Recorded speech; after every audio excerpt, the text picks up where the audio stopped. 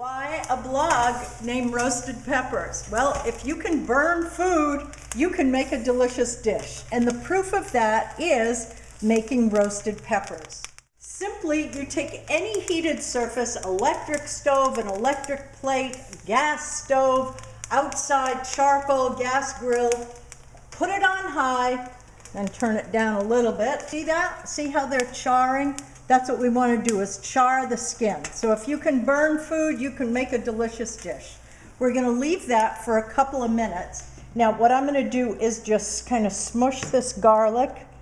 Unlike Mario Batali, who always says leave it in pieces, in this particular dish we really want to get it so that it's finely minced and kind of really just melds in, blends into the roasted peppers. So the easiest way to do that is to just mince it up a little bit, and then we're going to be using some salt. Probably will use about maybe a half a teaspoon, well, maybe a little more than a half teaspoon of salt there. And then I'm just going to kind of smush that into the garlic. What happens is the salt will pull the liquid out of the garlic and make it really easy for me to just almost bring into a garlic paste, which is exactly what we want, with a few little pieces so that we get a couple of surprises in there along with the peppers. All right, let's go back to the stove. I think the peppers are ready to turn again. And here we are. Yep, we're ready for the third side there. Beautiful, look at those. And here again. We'll leave that for another few minutes. For the final turn, they're going to go upside down, and so the tops will get nice and charred. Okay, so the final step, you can see these peppers. Are they burned or what? I'm going to pick them up with tongs, although you can pick them up with tongs, or if you cook a lot and you have asbestos fingers, you can do it with your hands. I'm putting them right into a paper bag. If you can't find a paper bag, use a plastic bag. But the purpose here is the heat from inside the bag will sweat the skin off the peppers, and in about 30 minutes we will be able to peel the skin right off and take the next step. So we're just going to rest them in the bag on the cutting board for about a half an hour. Peeling the peppers. I reach into the bag.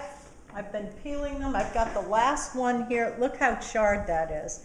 And just pulling off all that dead skin.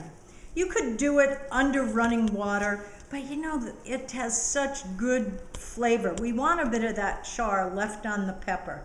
And I always just have a little bowl with water that I just keep kind of rinsing with my hand.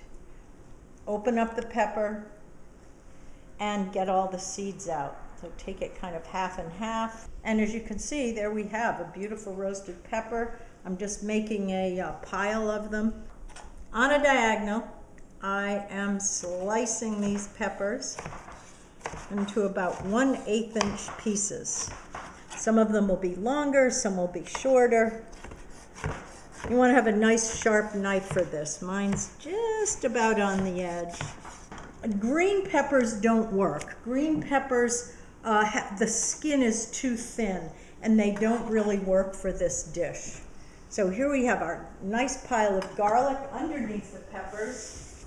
I'm just going to put in probably about 1/3 of a cup, maybe even 1/2 a cup of olive oil, and just stir that. There we go. And we're just going to let that mix the garlic in.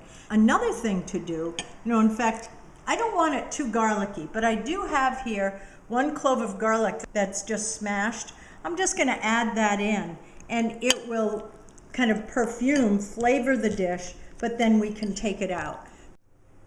You can serve the roasted peppers just on their own. I've just taken a basil leaf and put it on top of each piece of grilled bread. You can see the olive oil is just dripping down from underneath. I've got 3 nice slices of prosciutto here and a great piece of Parmesan cheese just cut into chunks. Enjoy.